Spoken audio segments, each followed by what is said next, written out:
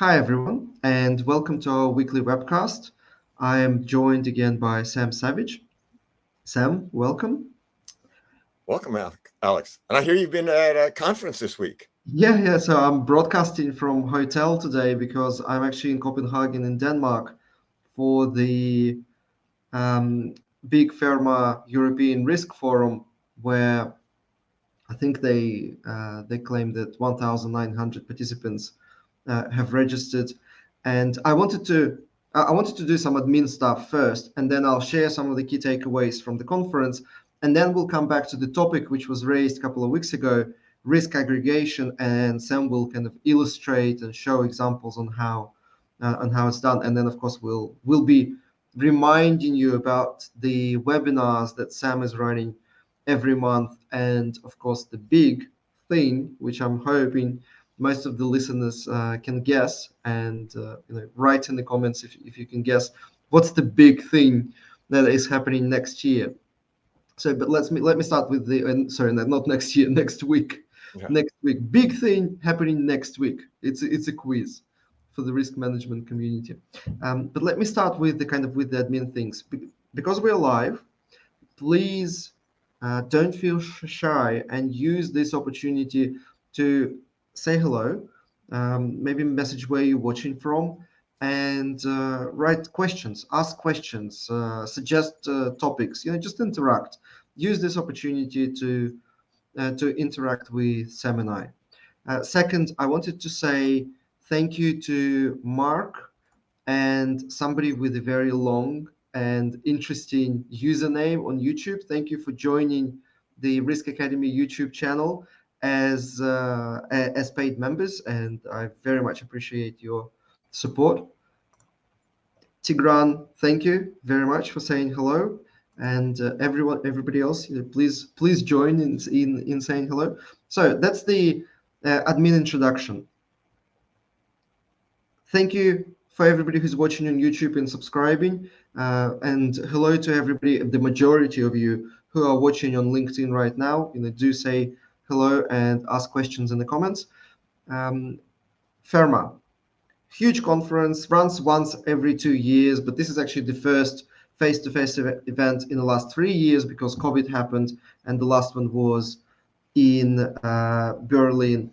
On the downside, FERMA, just like always, is about hypothetical questions on why things are important. So again, we had a lot of workshops on why climate is important and why supply chain is important and why all those risk areas are important, with really no kind of practical solutions as to, well, what do you physically do about that? What sort of models or techniques can you apply in these different disciplines to actually save some money and solve the issues and mitigate. So that's on the downside. On the upside, I did meet a lot of old friends, and I did meet a lot of new people in risk space, even though, I don't know, it felt like 90% of the participants were insurance people and not risk managers.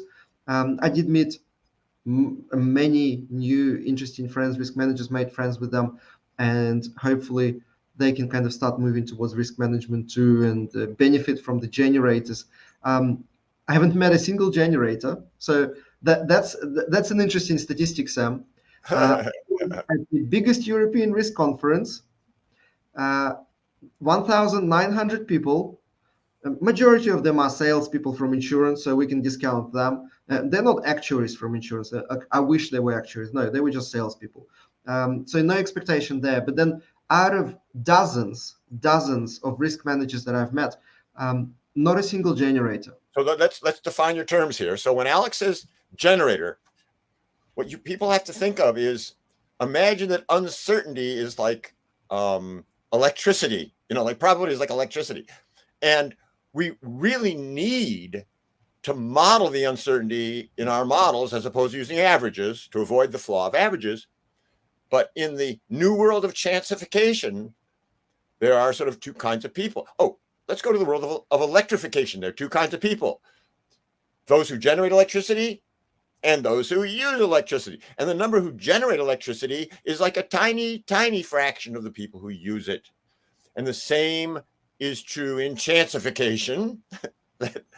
You need these people. They're statisticians, they're data scientists.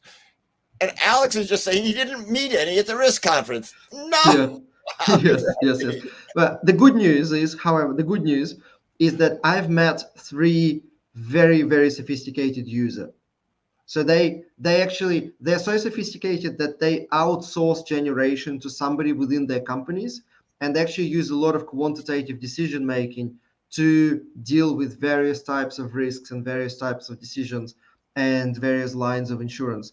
And that's a big change, because 3 years ago it was even worse than that. So I think we kind of, everything we do makes those little dents in the protection of the this horoscope preferred risk community. So here's another thing that I hope will make a dent in the risk management community's love for quantitative risk-based decision making.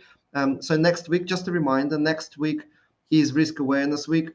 Sam is doing a couple of workshops. I'm doing a couple of workshops, and a lot of other people associated with probabilitymanagement.org are doing workshops throughout the week. And day 3 is actually completely dedicated to different quantitative methods for dealing with uncertainty. So free options are available. Paid options are also available for full access. Do not miss that opportunity. And the other thing that I wanted to quickly mention, of course, are the webinars that I'm again following the long route.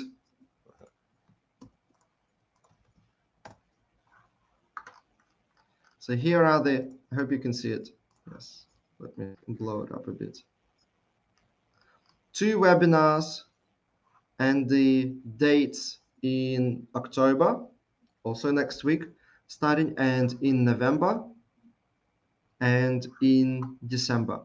Sam, do you want to say a few words?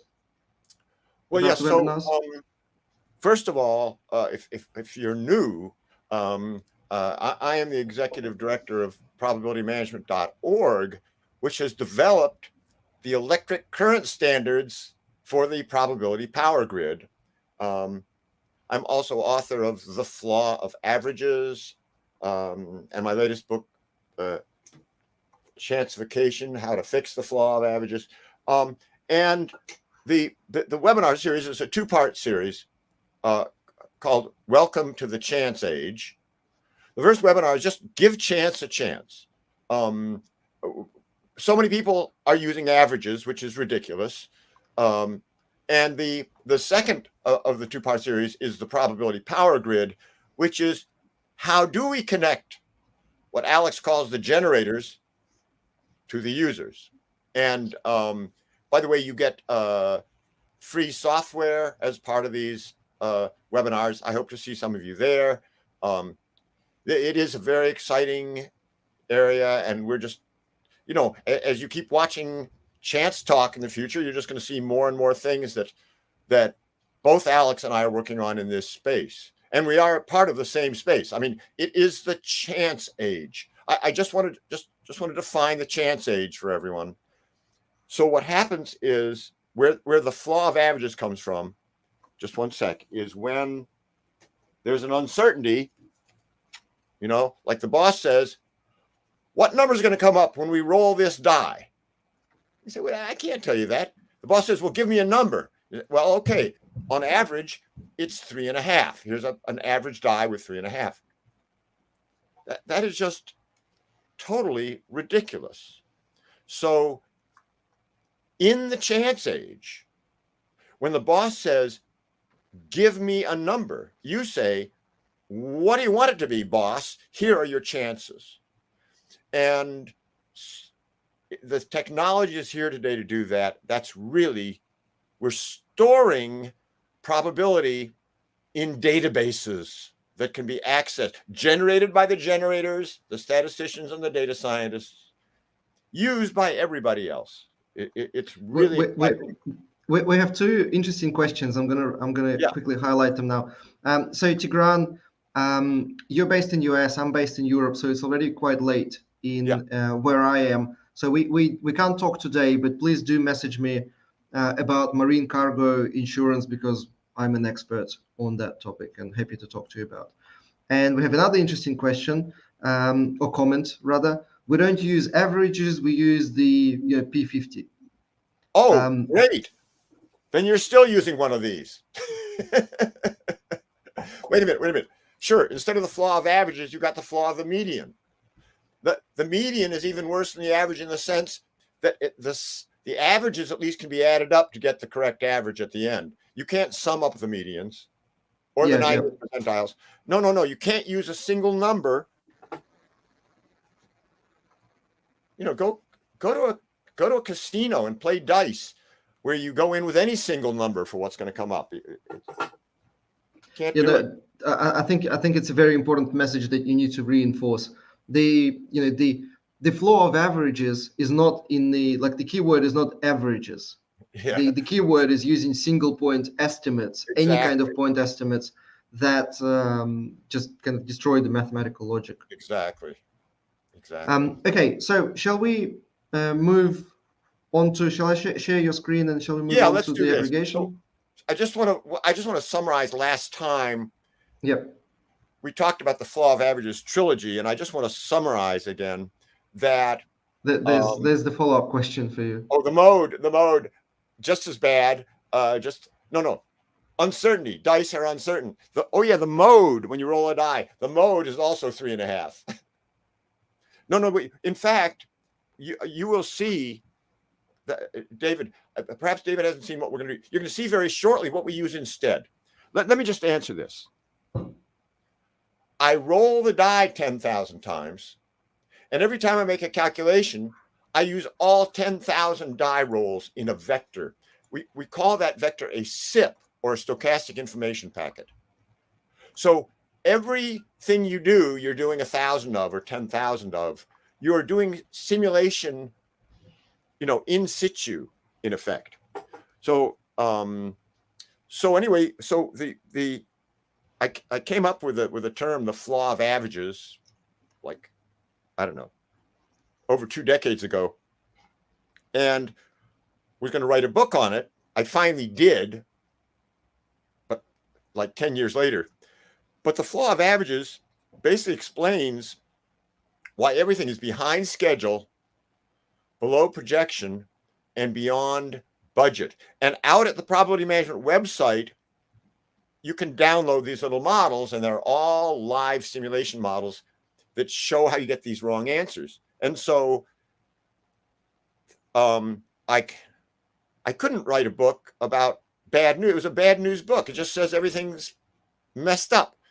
And it really wasn't until 10 years later, when I had started developing the methods of probability management through an engagement with Royal Dutch Shell, that I wrote the book. So just to review, the flaw of averages trilogy, these are very simple models. They are downloadable. They're also available in the ChanceTALK tutorial, which is something else that's really worth looking at. But you will find these in daily life, in your setting. And every place you do, you found something where using the average is wrong on average. I think everyone should basically take these examples and tattoo them to the back of your eyelids or something. At any rate, this is under our probability management website, going to applications, and under applications, it's the flaw of averages trilogy. Now, last week, we had questions about risk roll-up and the consolidated risk statement. And so what I'd like to do here is really show you kind of the raison d'etre of probability management. And by the way, it also explains where our logo here comes from. So I'm going to go to our homepage. And so notice it says probability management, summing uncertainty. So if we go back to the die rolls, we are summing the die rolls one by one.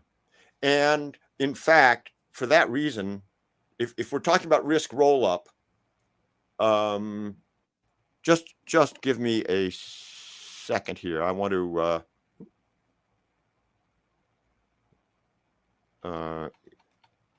yeah, Sure. let me just bring up the dice. Yeah. I realize that this one, because we've got new people here. You know what? One of the statistics we need is how many folks are new in each session. Can we get a show of hands? How many new folks there are? Yes. So if this is the first time you're watching our webcast, which we do weekly, and all of the previous episodes, which there are probably, I don't know, close to 10 now, I or even think at more. least. Oh, there've got to be. Yeah. Yeah. You can find on the Risk Academy YouTube channel. But yes, if you're watching for the first time, please say so in the comments. So let's talk about risk roll up, consolidated risk statement. Here, I'm going to do this with dice, and one of the magic things is that I'm doing this in native Excel. We could do this in Python. We could do it in R. We could do it on an abacus. We're doing it in native Excel, and native Excel has a powerful statement called the data table that lets us vectorize our calculations. So here I've stored the uncertainty in these things called SIPs, that's stochastic information packet. It's just data. I can audit it. So, roll 1 is a 4, a 6, and a 5. Roll 9,765 is 3 ones. Pretty sure of that. Oh, there they are. How did I know? Because it's data. You can audit it. Now, the beauty of the data table is that Excel by itself, there are no macros in this worksheet. No macros. That has an index statement in it, which means just point in to the array guided by that number up there. Now, when I actually click on this cell, what it does is run the numbers 1 through 10,000 through that cell and keep track of everything that happened. And it does that on this data table page. So and then I could say, oh, how about adding a second die? Add that one. And in effect, what it's doing, oh my gosh, there are more 7s than anything else because it's easier to get a 7. There are more combinations to give you 7. But in effect, it's now adding 2 columns together. So you probably, if you're watching, you probably know what Monte Carlo simulation is. Trial 1, trial 2, trial 3 taking place through time. No, we're doing it through space. Trial 1 is in, row 15. Trial 2 is in row 16, and so on. Okay, so now the other thing to realize is we're just doing vector arithmetic, and then in this environment, let's find out the chance that the number is, say, greater than 8, and it's 27.9. And what is that? That is a count if statement. So the probability management means basically storing the uncertainties as arrays, doing array arithmetic, doing vector arithmetic, and then doing count if to find the chances. Because when the boss says, give me a number, you want to say, what do you want it to be? 8. Here are your chances. The boss says, no, I've decided I want it to be 9 or greater than 9. 16. Okay, here are your chances. So that is, for people who are new, that's what we're doing. And one other comment here, instead of storing 10,000 numbers, the latest in the electricity analogy, if that's direct current, storing the 10,000 numbers, we've now got alternating current, which is like storing fewer than 100 bytes and generating the things automatically. So given that, should we stop and see if there are any questions? Are people's heads spinning? Because I want to get on to now the real advantage here is being able to roll risk up across the enterprise. Yeah, aggregate risks across departments, projects, types of risks. I think you can slowly move towards the demonstration. And if you have questions, or if you want Sam or I to clarify anything, by all means, ask Yeah. in the comments. I think, sure. So let's start. I don't know which one to start with. No, actually, I think I'm going to start with this other Thank you, example. Inga. We have a question? No, just the thanks. And thank you back. Just maybe blow it. Yeah. It's a bit easier to see.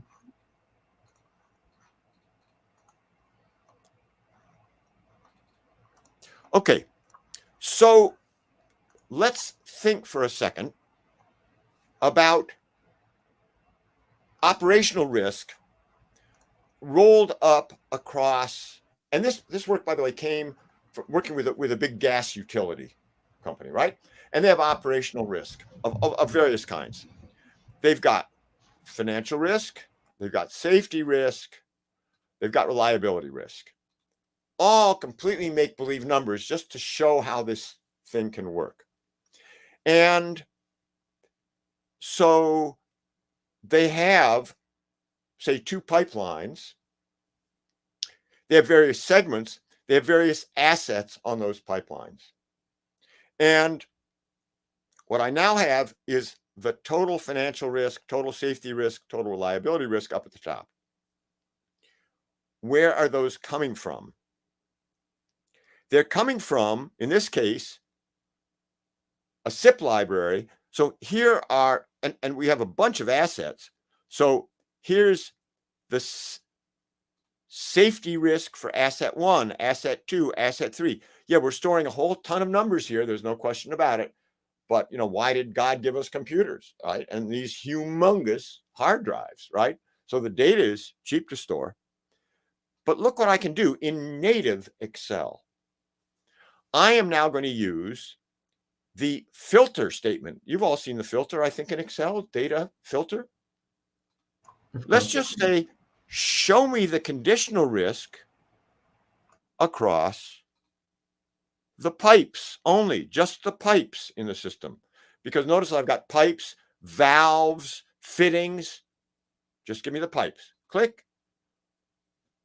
Okay, so that was 10,000 trials across 20 assets.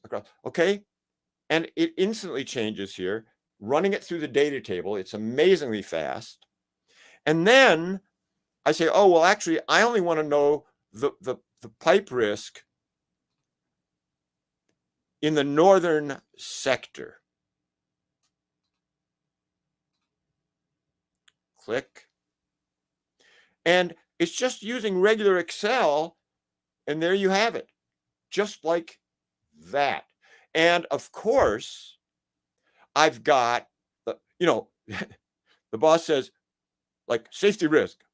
What's safety risk going to be?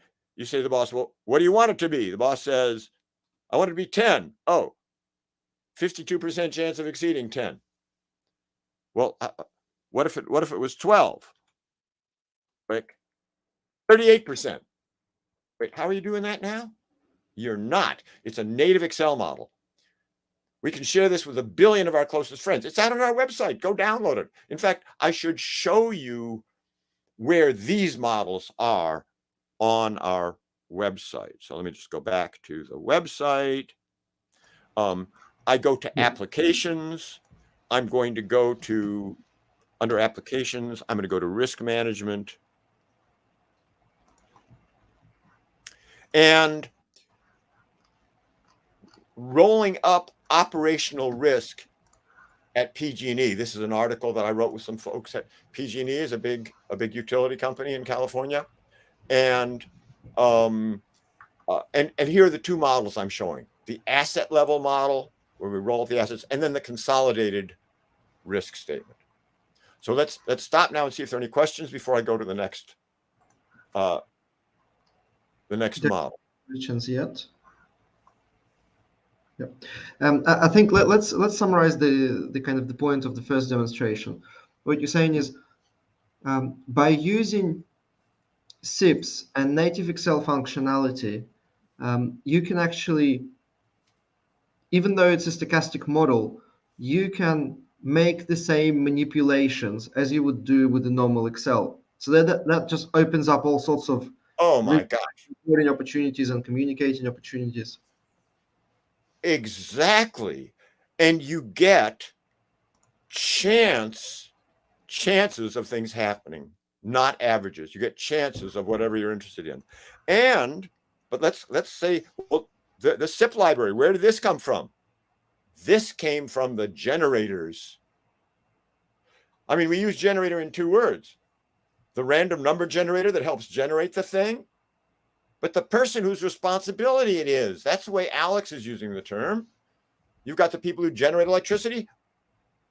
We call them power engineers, and they work in power plants. And there must be, it's not even the log of the number of people who use electricity. What fraction of the world uses electricity? I don't know, 98%. What 99%? What fraction of the world generates electricity? I don't know, a tenth of a percent. We need those numbers, Alex. We need those numbers. I'll investigate it, because that is a very powerful analogy, and probably very close to how the probability experts to the other users of the other decision Well, it's makers. not now. Now it's not that way. Anyone doing a Monte Carlo is sort of generating it on their own, which means you have this tiny, tiny fraction of people who have woken up and smelled the uncertainty. Yep. And many of them are horribly frustrated because they go to the boss. They say, boss, when I roll a die, I can't give you a number. 3.5 is not a useful number for you to use in this context. You have to realize it's uncertain, you know? Yeah, I don't know. Being a generator, I find it very gratifying, actually. Like, I never felt bad about it. It actually feels really powerful when you can test different hypotheses and bring the numbers to the discussion. Oh my gosh, it is wonderful. But you know what? There is something intermediate there. Let's go back here. Let me go back to risk roll-up. Yeah, can I just say a quick thing? I know we're off next week, but then the week after, we should probably do a session on how the generators can generate numbers, because it could be historical data, it could be forecasted data, it could be expert opinions, Oh, and absolutely. the generators can convert, using the web conversion that you have, can convert that into distributions. Yes, absolutely. So that for sure, put that on our list. You know, listen, there are so many, it's such a target-rich environment that Alex and I have not had to do much planning. We're both bringing our experience into this. We could probably go on for 8 hours like this, but that's a good one for our list. Okay, so let's go back to kind of an intermediate position.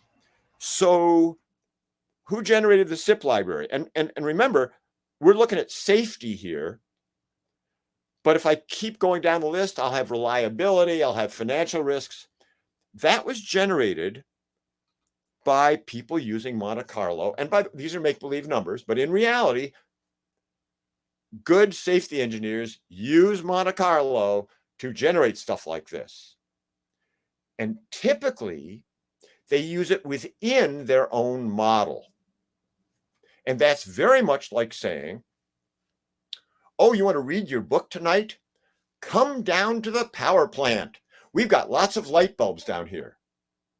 And Alex and I are saying, no, generate the stuff in the power plant and ship it across power lines to everybody. And so let's talk about something that is intermediate. But let me go back to, let's get out of the northern sector. So I'm going to select all. Let's get out of pipes. I'm going to select all. Now I've got the whole consolidated risk across all my assets. So because the generators generated the SIP library, which, by the way, let's quickly calculate the size. How many assets do we have? I think we have like 21 assets, okay? So let's just do a little calculation here. Okay, so we have 21 assets times 3 different risks times 10,000.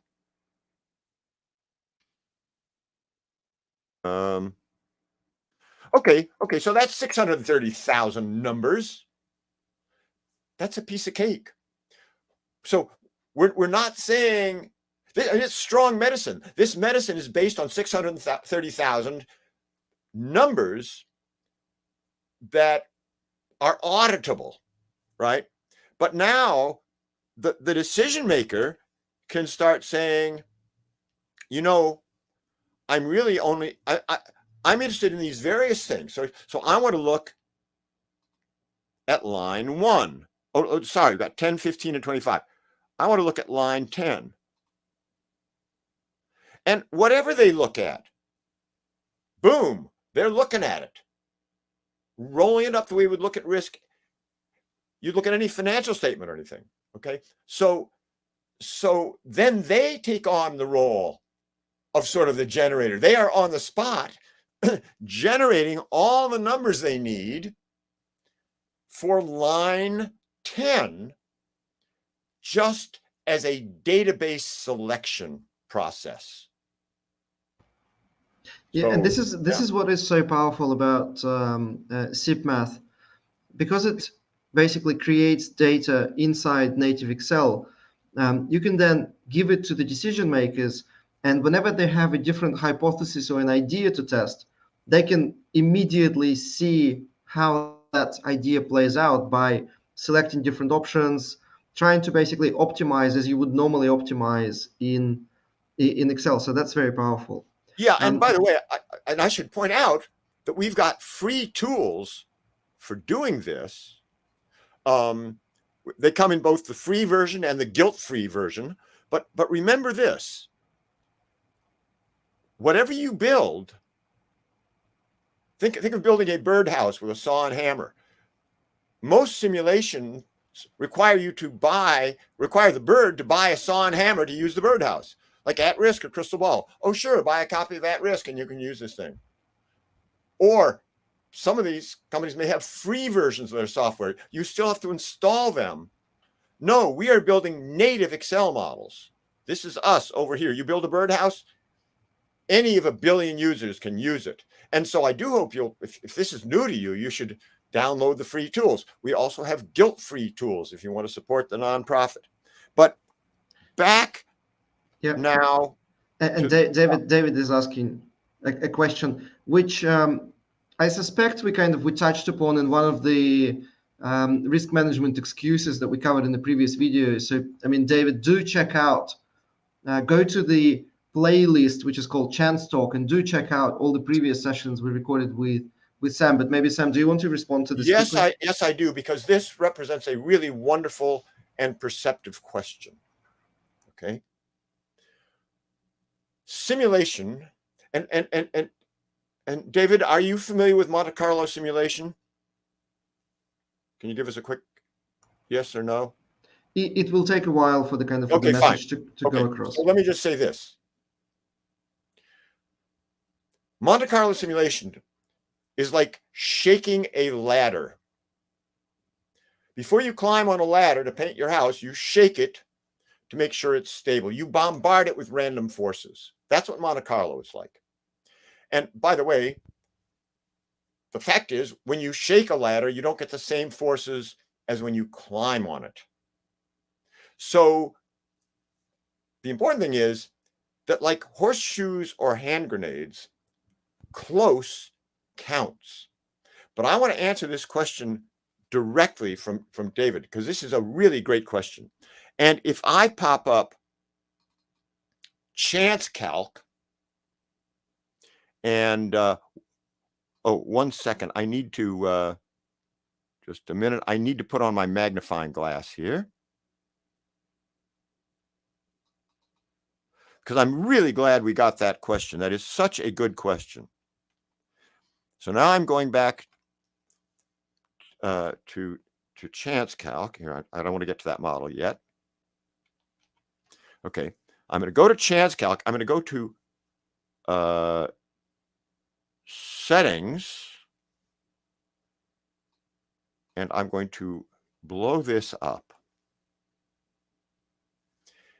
And what we have here is, when you ask for the chance of whatever you're interested in, do you want to round it? Why would you do that? Because when you say 38%, that may be giving undeserved accuracy to the result. Like horseshoes and hand grenades, close counts. And so what David has asked is actually a very important thing to ask in the context of your risk management working group. We perhaps should simply round things to 5% or maybe 10%, because you don't want to imply more accuracy than you have. Going back to the accuracy of simulations, it is wrong to say garbage in, garbage out, because when you shake a ladder, you're putting garbage in. But what you get out is the insight about whether you should step on the ladder or not. So the ladder shaking analogy is a very good one for risk management. You shake the ladder to find out if there's some really horrible things that's going to make the ladder fall over and kill you. And it's a very interactive process. But anyway, so I just thought that was a wonderful question. And we have thought about it ourselves and allow the users of ChanceTALK and the SIPMath tools and so on to specify the degree of accuracy they're talking about here. Okay, so that's that story. Now, there's one other example that I have here. Shall I go ahead to that one, Alex? The consolidated risk statement. Yes, please. So I'm going to keep this small for now. Here, again, I can zoom in on it. Again, this is all hypothetical, but we have, you see mitigations at the beginning over there. We'll get to those in a second. We have financial risk, safety risk, reliability risk again. And this time I'm using the grouping in Excel. Pop that open. Then I'm going to pop open one level of roll-up. So this, you'll see here that this model is at the enterprise level. And again, this model is sitting out on our website for all to enjoy. That's the enterprise level. Well, I could pop that open and say, oh, well, now I'm at the divisional level. I got division A and division B. And notice, well, let's see. Oh, and then what's the next level? Oh, well, okay. Then I've popped open these graphs down at the bottom. And so at a very high level, one of the things that was asked last time was about risk attitude. So when you are dealing in the uncertain world, when you're in the chance age, you've got to address both sort of average results, if you like, and the chance of bad things happening. And this really was ushered in by Harry Markowitz in 1952 with his modern portfolio theory. And so what I'm going to do is say, engage in some mitigation. I'm going to click on this. Click. Insurance in, insurance out. Oh, the graph moved. What the heck does the graph mean? Okay. Well, here's what the graph means. And this graph was inspired by our friend Doug Hubbard, who looks at risk attitude in the following way. So the red curve, these are called exceedance curves. So if you know about probability, typically we've got the probability that a number is less than or equal to something you're worried about. In this case, it's just 1 minus that. It's the probability that it's greater than. Oh wait, let's see. Can I draw on this? Yeah, here we go. Okay, so look at the red curve. The red curve is, you go to management and you say, if I told you there's a chance of a $35 million loss, how big would that chance have to be before you totally freaked out? And I'm not saying this is easy, but you have to think about chance. If you're going to join the chance age, you have to think about chance. And they say, well, you know what? If it's over 40%, we are freaked out. And you say, how about 40 million? And they say, if it's over 10%, we're freaked out. Then we look at our consolidated risk statement. And we look at the chance of losing various amounts of money or more. If we look in this region, we're freaked out by this portion of our risk. We're not worried about these lower risks. We're worried about these risks. Okay. So now I put in insurance.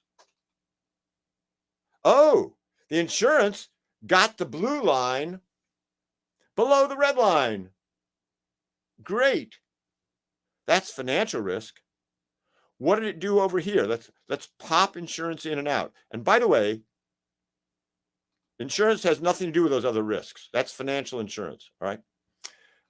Now look, the fact that it moves.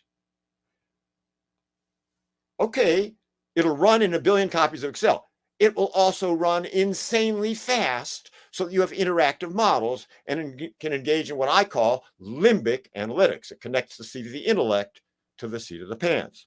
So let's look at, for example, reliability down here, way on the right. Replace equipment. Great. Look at that. It took the blue curve down to the red curve. All right. Yeah, but as I do this, replace equipment. That's my mitigation. Don't replace equipment. Look at the safety implications. When I replace equipment, the safety gets worse. Why? You got workmen out there on high tension lines. That's dangerous stuff. So you can see where one mitigation could, in fact, make some other risk worse, right? Well, okay, well, how about, okay, so I replace equipment. That's good. Yeah, but now my safety risk is worse. Okay, let's do safety training. Click. And notice I never got rid of that risk up there. We've still got some safety risk. If I get rid of the replacement, yeah, it's still there. So, that's risk that I have to deal with somehow, right? Anyway, that's thanks to Doug Hubbard for this way of looking at the world. I like it. So you go in to management. First management, we have to find out what your red line is, right? Easy? Maybe not. Necessary? Yes. If you're not thinking about the chances of bad things happening, it can be much cruder than this, right? You can break it into big blocks. Okay, 0 to 5 million, 5 million to 10 million. Yeah. Over 10. I've had that conversation with the board members, and it turned out to be very insightful because they gave us the goalposts for then kind of measuring most of our decisions against. It actually, it proved to be so helpful.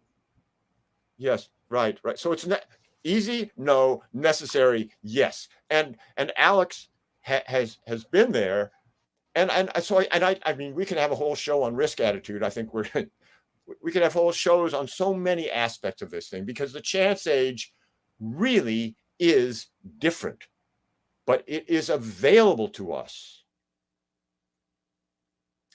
So I think that's probably about it for the day. It's always a pleasure, Alex, and thank you for Sam. the insightful questions. Thank you, Sam. Thank you, our participants. I'm going to stick around for a few minutes. If you have more questions, do type them up now. Don't forget, Risk Awareness Week starts next week on Monday and goes for 5 days. Every day, Sam has 2 workshops on kind of more deep dives into the chance age. So don't miss that. So we'll take next week off then, right? Because Yes. our electrons will be busy flying around in other realms. Exactly. Always great to see you, Alex. So long, everybody. Thanks, Sam. All right. Any more questions, thoughts, any other topics that you want to suggest, recommend for future sessions?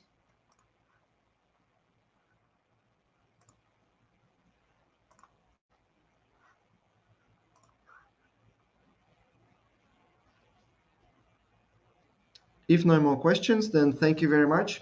Next week, I will see you at, I think, 9 a.m. European time. Let me quickly check. 9 a.m. European time for the Risk Awareness Week. And I'll do a first, thanks, David. I'll do a first workshop on the future trends in risk management and how 3 different types of risk analysis could really help you solve different kind of problems. Lyle, thank you very much as well. Different kinds of problems, and then I'll set up kind of the remaining of the risk awareness week. And then also don't forget, at the end of each day next week, at the end of Monday, Tuesday, every day, I am going to do like a live wrap up of the day with the quick summary of the key workshops that you may have missed. So hopefully that will help you decide which replays to watch first. Replays are available forever. So just because the conference is happening in the European time zone, you don't really have to stress about that because you can watch it the following day, you can watch it the following week. There are a lot of options. And at the end of each day, I will do a wrap up, like a quick resume summary, executive summary of the key workshops and some of the messages. So if you're thinking about where you should start, you can kind of watch that and then decide which workshops you want to watch. So David is asking a very interesting question. How long would it take to create a model to aggregate if you had the right people? I don't know. Create, as in, like, I don't know. I was gonna say a week, but it's actually not quite the correct answer. Because it has 2 components. One, creating the technical side in Excel can actually take a few hours, maybe a day, especially if somebody's done it before, especially if they're a generator, they understand what they're doing, few hours. Because building models is not difficult. What is difficult is obtaining estimates either through data or experts or industry benchmarking. And that could take weeks or months. But you have to, and this is the message that I was sharing on Sunday at the pre-FERMA event we did in Copenhagen and anybody I could find talking at the FERMA conference. To build a model for the first time and populate it with the necessary data to understand which data you need, and then to find that data from somebody else in the company.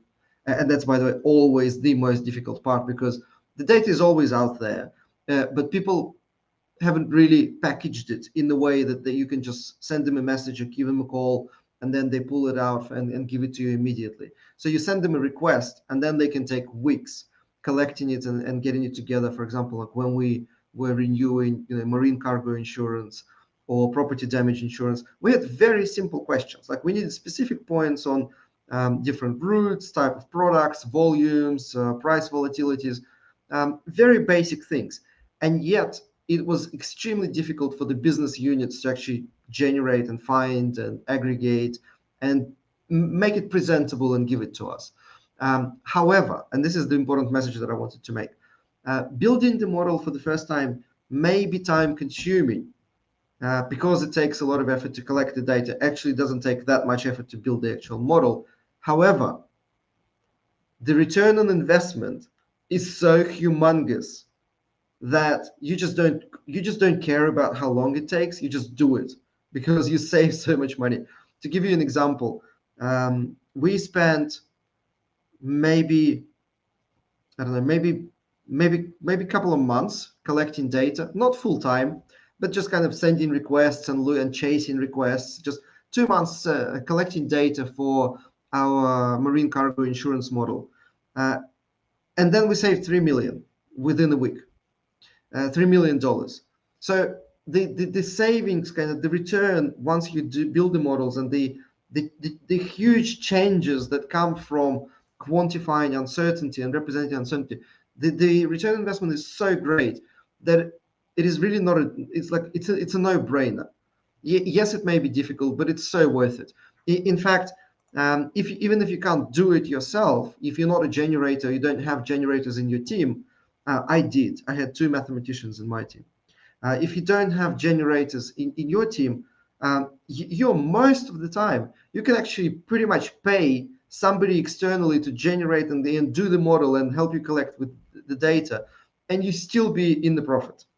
And you can actually hire a few people and you'll still be in the profit most of the time. At least in my experience, we ended up saving $13 million on different lines of insurance. And the only exception where we did like it, we just shooting blanks. We didn't get any amazing savings, although we didn't have a huge price increase that everybody was promising. So you can kind of justify that as a saving. It was D&O insurance. All the other lines, we were saving millions of dollars every time we actually spent effort on quantifying risk. So in my experience, in my personal experience, it really is a no-brainer. Thanks, Maximilian. That's a very important addition. The complexity of the model will exponentially increase the effort required. And as experience shows, you can actually get value and get to the right decision with quite simple models. Again, I'll use insurance because it was the latest one we did. Or I can use the model that we designed for together with some other risk managers for the lottery games.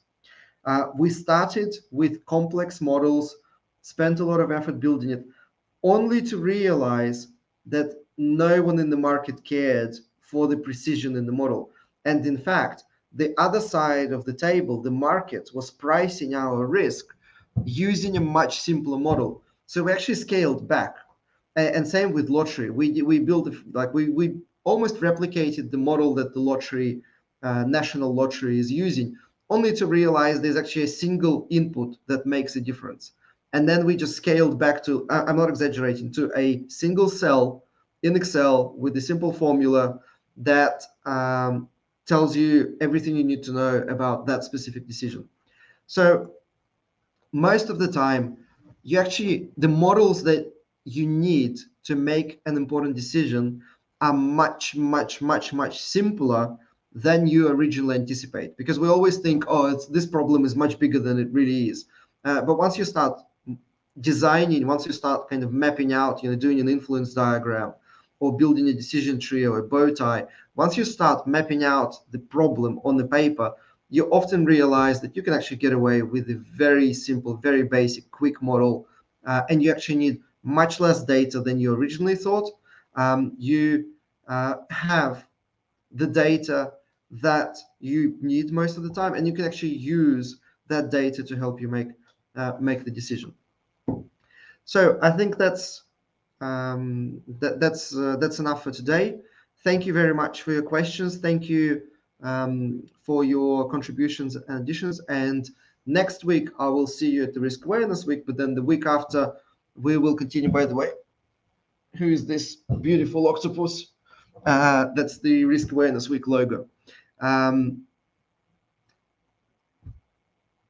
Next week, I'll see you at the Risk Awareness Week, and the week after, we will pick up our weekly webcasts. Don't forget to subscribe to the Risk Academy YouTube channel. If you're watching this on LinkedIn, just go to YouTube and just type in Risk Academy. It's a pretty big channel. Subscribe, support, like, share. And if you've missed all the previous, and I think there's more than a dozen webcasts that we did with Sam, and every single week we would take a problem and we would describe it, and then Sam does a lot of demonstration and he shows, and sometimes we just pick up on different interesting practical ideas that I'm actually using in my risk role in large corporations. And I think you will benefit greatly from watching some of these replays. So thank you very much, and I shall see you next week at the Risk Awareness Week.